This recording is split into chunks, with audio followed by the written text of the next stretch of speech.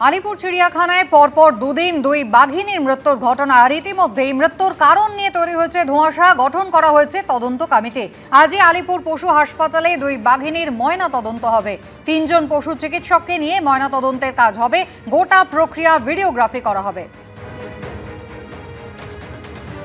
আলিপুর চিড়িয়াখানায় পরপর দুদিনে দুই বাঘিনীর মৃত্যু হয়েছে। মৃত্যুর কারণ নিয়ে তৈরি হয়েছে ধোঁয়াশা। তদন্ত কমিটি তৈরি করা হয়েছে। আলিপুর পশু হাসপাতালে আজ এই দুই মৃত বাঘিনীর দেহের ময়না তদন্ত করবেন 3 জন পশু চিকিৎসক। আলিপুর চিড়িয়াখানায় পরপর দুদিনে দুই বাঘিনীর মৃত্যু আর মৃত্যুর কারণ নিয়ে কিন্তু ধোঁয়াশা রয়েছে। ইতিমধ্যেই তদন্ত কমিটি গঠন করা হয়েছে। আজই দুই বাঘিনীর দেহের ময়না তদন্ত করা হবে। বিস্তারিত জানবো, আমাদের প্রতিনিধি পার্থপ্রতিম ঘোষ রয়েছেন আমাদের সঙ্গে। পার্থ, আলিপুর চিড়িয়াখানার পক্ষ থেকে কি জানানো হচ্ছে? দেখো, সোমবার দিন এবং মঙ্গলবার দিন পরপর দুদিন আলিপুর চিড়িয়াখানায় দুই বাঘিনীর মৃত্যুর ঘটনা ঘটেছে এবং এটা ঘিরে একটা ধোঁয়াশা তৈরি হয়েছে এবং সেটাকে কেন্দ্র করে একেবারে আজকে যে বিষয়ে জানতে পারছি, দুটো বাঘিনীরই দেহ ময়নাতদন্ত করা হবে এবং তার জন্য একটা তদন্ত কমিটি যেমন তৈরি করা হয়েছে, অন্যদিকে কিন্তু 3 জন চিকিৎসকদের একটা দল গঠন করা হয়েছে। 3 সদস্যের চিকিৎসক সেই ময়নাতদন্ত করবে এবং গোটা প্রক্রিয়াটি ভিডিওগ্রাফি করা হবে। এবং সেক্ষেত্রে যে ধোঁয়াশার কথা কেন বললাম, কারণ হচ্ছে পরপর 24 ঘন্টার মধ্যে দুটো বাঘিনীর মৃত্যু হয়েছে আলিপুর চিড়িয়াখানা। আজকে আলিপুর চিড়িয়াখানা ছবিটা দেখতে পাচ্ছ। আজকে যেহেতু ছুটির দিন রয়েছে সেই মতো কিন্তু কর্তৃপক্ষ বেশ কয়েকজন তারা ইতিমধ্যেই এসে পৌঁছে গেছে আলিপুর চিড়িয়াখানায় এবং যে দুই বাঘিনীর মৃত্যু ঘটনা ঘটেছে এবং সেক্ষেত্রে কিন্তু বন দপ্তরের তরফ থেকে যে বিষয়টা বলা হচ্ছে প্রাথমিকভাবে যে দুজনের কিন্তু বার্ধক্য বয়স হয়েছিল অনেকটা এবং বার্ধক্যজনিত সমস্যা ছিল এবং তাদের শারীরিকভাবে অসুস্থও ছিল সেই বাঘিনীরা এবং তার জন্যই এই তাদের মৃত্যু হয়ে থাকতে পারে। কিন্তু ধোঁয়াশা যে জায়গায় 24 ঘন্টার মধ্যে আলিপুর চিড়িয়াখানা দুই বাঘিনীর এই মৃত্যু ঘিরে ধোঁয়াশা তৈরি হয়েছে এবং দুই বাঘিনী, একজন হচ্ছে পায়েল। 2005 সালে উড়িষ্যা থেকে পায়েলকে নিয়ে আসা হয়েছিল আলিপুর চিড়িয়াখানায় এবং তার বয়স হয়েছিল এখন 17 বছর। অন্যদিকে রূপার বয়স হচ্ছে 21 বছর। রূপা আলিপুর চিড়িয়াখানাতেই জন্ম হয়েছিল এবং বাঘ এবং তার মধ্যে হচ্ছে পায়েল হচ্ছে ডোরাকাটা বাঘ এবং রূপা হচ্ছে সাদা বাঘ এবং রূপা হচ্ছে এই 21 বছর বয়স এবং আলিপুর চিড়িয়াখানায় জন্ম। অনির্বাণ ও কৃষ্ণা, দুই বাঘ ছিল, কৃষ্ণা সাদা বাঘ, অনির্বাণ ডোরাকাটা বাঘ এবং তাদের সন্তান হচ্ছে রূপা এবং সে রূপার মৃত্যু হয়েছে এবং দুটো বাঘই শারীরিকভাবে অসুস্থ ছিল বলে কর্তৃপক্ষের তরফ থেকে প্রাথমিকভাবে বলা হচ্ছে। তবে যেহেতু 24 ঘন্টা ব্যবধানের মধ্যে আলিপুর চিড়িয়াখানায় পরপর দুই বাঘিনীর মৃত্যু হলো, পায়েল ও রূপার, সেটা ঘিরে ধোঁয়াশা এবং সেই জন্যই ইতিমধ্যে একটা তদন্ত কমিটি গঠন করা হয়েছে এবং 3 জন চিকিৎসকদের পশু চিকিৎসকের একটা দল গঠন করা হয়েছে এবং গোটা যে ময়নাতদন্ত প্রক্রিয়া সেটা ভিডিওগ্রাফি করা হবে এবং আজকেই সেটা সম্পন্ন হবে বলে আমরা এখনো পর্যন্ত জানতে পারছি। কুসুমিতা, ধন্যবাদ। তরুণ প্রজন্মের আন্দোলনে অশান্ত নেপাল। পাহাড়েও তরুণদের মধ্যে হতাশা একেবারে চরম পর্যায়ে গিয়ে পৌঁছেছে। বেকারত্ব, দুর্নীতি, স্বজনপোষণ, পরিস্থিতি দিন দিন খারাপ হচ্ছে। বিতর্কিত পোস্ট করেছেন হামরো পার্টির নেতা অজয় এডওয়ার্ড। একদিকে যখন হুমায়ুন কবিরের পোস্ট ঘিরে বিতর্ক, অন্যদিকে তখন ফেসবুক পোস্ট ঘিরে বিতর্ক দানা বেঁধেছে পাহাড়েও। যে পাহাড়ে বঞ্চনার অভিযোগ উঠেছে বারবার, জ্বলেছে অশান্তির আগুন। নেপালে অশান্তির আবহে হামরো পার্টির প্রধান অজয় এডওয়ার্ড সোমবার ফেসবুকে লিখেছেন, দুর্নীতি এমন একটি ক্যান্সার যা সমাজের আত্মাকে গ্রাস করে। নেপালের সাহসী তরুণদের প্রতি সেলাম, যারা এর বিরুদ্ধে উঠে দাঁড়ানোর এবং কথা বলার সাহস দেখিয়েছেন। দার্জিলিং পাহাড়েও সাধারণ তরুণদের হতাশা চরমে পৌঁছেছে। বেকারত্ব, জিটিএ, পুরসভা ও পঞ্চায়েতে ব্যাপক দুর্নীতি, স্বজনপোষণ, পক্ষপাতিত্ব, অবৈধ নির্মাণ, প্রতিদিন পরিস্থিতি খারাপ হচ্ছে। আমার আশা, ক্রমবর্ধমান এই হতাশা সহিংস আন্দোলনে পরিণত যেন না হয়। এই প্রতিবাদ দুর্নীতিগ্রস্ত নেতাদের জন্য সতর্ক বার্তা এবং মানুষকে রাস্তায় নামতে বাধ্য করার আগে তাদের পথ পরিবর্তন করার জন্য শিক্ষা।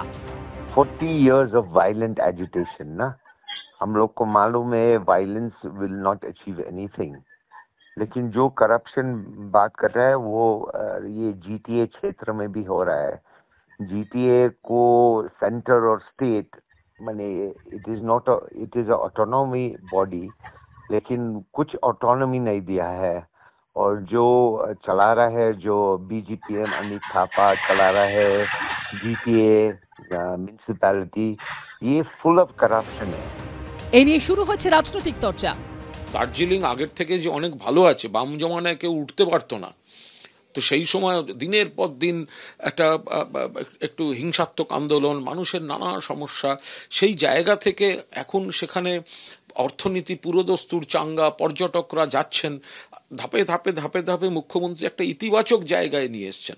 সেখানে নেপালে সবে একটা ঘটনা ঘটছে, তার উপর দাঁড়িয়ে এমন কোনো মন্তব্য, একটু ধৈর্য ধরা, একটু দেখা বিষয়টা কি হচ্ছে, এমন কিছু কোনো মন্তব্য কোনো এই মুহূর্তে করা উচিত নয়। দার্জিলিংও তো তৃণমূল সরকারের আওতায়, দার্জিলিংও তৃণমূলের দুর্নীতির আওতায় পড়ছে। অতএব দুর্নীতির বিরুদ্ধে প্রথম থেকেই বিজেপি কাজ করে আসছে। বিজেপি যেখানে দুর্নীতি নেই সেখানে, তৃণমূল যেখানে ভরা ভরা দুর্নীতি সেখানে। এটাই হচ্ছে বিজেপি আর তৃণমূলের মধ্যে তফাৎ। সব মিলিয়ে সোশ্যাল মিডিয়া পোস্ট ঘিরে বিতর্ক তুঙ্গে। এবিপি আনন্দ। কোথাও ইট ভাটার আড়ালে, কোথাও আবার নদীর ধারে প্রকাশ্যে চলছে বেআইনি বালির কারবার। পূর্ব মেদিনীপুরের মহিষাদলের বিস্তীর্ণ এলাকায় হলদি নদী থেকে বেআইনি বালি তোলা হচ্ছে বলে অভিযোগ। এ নিয়ে শুরু হয়েছে রাজনৈতিক চাপানুতর। তদন্তের আশ্বাস দিয়েছেন পূর্ব মেদিনীপুরের অতিরিক্ত জেলা শাসক। রাজ্য পুলিশের করা এফআইআরকে ভিত্তি করেই ইসিআইআর দায়ের করে বালি পাচারের তদন্তে নেমেছে এনফোর্সমেন্ট ডিরেক্টরেট। মেদিনীপুর, ঝাড়গ্রাম সহ 22টি জায়গায় তল্লাশি চালিয়েছেন কেন্দ্রীয় সংস্থার আধিকারিকরা। আর তার মধ্যেই এবার পূর্ব মেদিনীপুর জেলারই মহিষাদলের বিস্তীর্ণ এলাকায় বেআইনিভাবে হলদি নদীর বালি তোলার অভিযোগ উঠল। কোথাও ইট ভাটার আড়ালে, কোথাও আবার নদীর ধারে প্রকাশ্যে রমরমিয়ে বেআইনি বালি তোলার কারবার চলছে বলে অভিযোগ। আর সেই নন্দীগ্রামের তেরোপেখিয়াতে গত রবিবার দিন একটি পরিত্যক্ত বালি খাদানে পড়ে মৃত্যু হয় এক নাবালিকার। আশঙ্কাজনক অবস্থায় রয়েছে আরেকজনও। আর ঠিক তার অপর প্রান্তে হলদিয়ার এই বাঁশখানা জালপাই এলাকাতে এই রকম ভাবে কিন্তু চলছে বেআইনি বালি কারবারিদের রমরমা। খাদানের পাশে, লাইনের পাশে যত রাস্তায় যাবো তাই থাকতে হবে। আমার তো মনে হয় তো লাইসেন্স তো নেই, বলতো ভয় ভয় দেখাই তো, ঠিক বলতে কে কি করবে তখন দেখা যাবে, ঠিক আছে এইসব বলতো। নদীর পাশে স্তূপ করে রাখা বালি, তার উপর পরপর দাঁড়িয়ে মাটি কাটার যন্ত্র, রয়েছে ডাম্পার। ইট ভাটার আড়ালে বেআইনি বালি কারবারিদের রমরমা।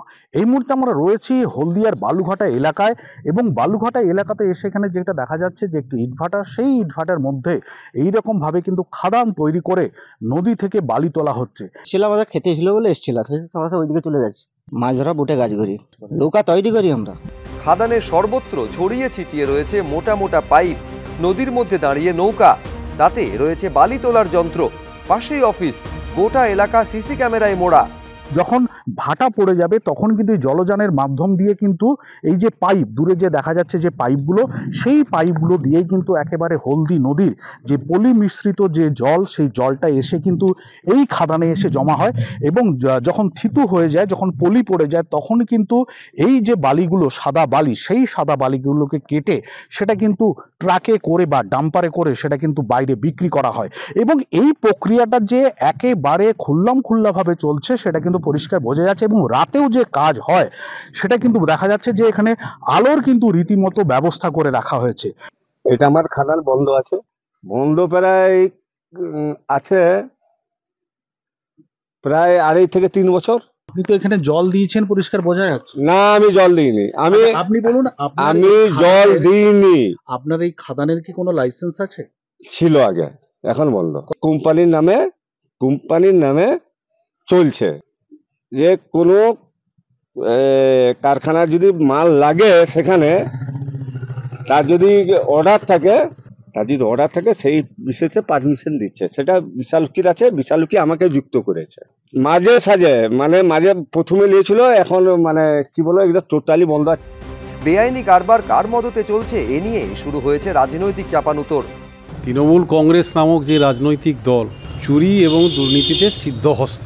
মহিষাদল বিধানসভা এলাকায় বাঁশখানা জালপাইয়ে তৃণমূল কংগ্রেস আশ্রিত তারা বালি খাদান, সেখান থেকে বালি চুরি করা, এটা তাদের হচ্ছে যে দৈনন্দিন কাজের মধ্যে পড়ে।